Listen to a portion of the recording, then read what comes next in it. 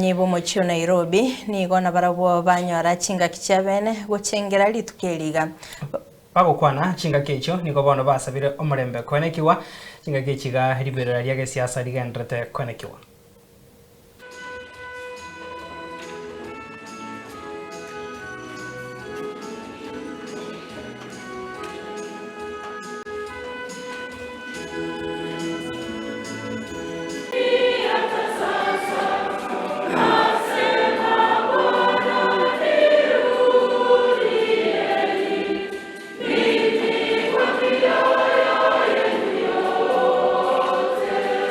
Samarieta nguru kufada Hezbon Nyarange Okoyo.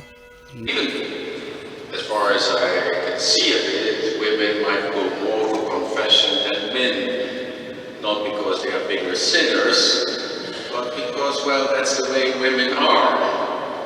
They like to talk a bit, and when they get into confession, they will first talk about the sins of all the people around them.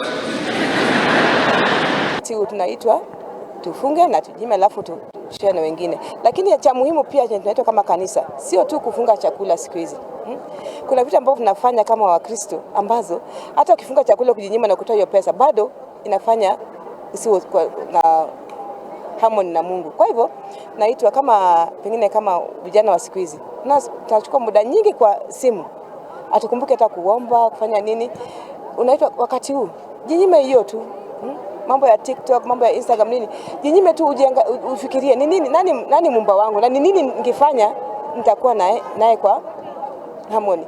Hiki ni kipindi cha muhimu sana. Jumatano ya tumeanza The Catholic Church. Kipindi cha muhimu sana, kipindi cha kujirudia, kipindi cha kutuleta karibu na Mungu. So kama hiki kipindi kinatuhusu sisi sote ambao ni Wakatoliki, tuweze kutubu, tuweze kujileta karibu na Mungu kwa kutubu. Tunafunga ni wakati ambaye tunajaribu kukumbuka wale wasiofahatika.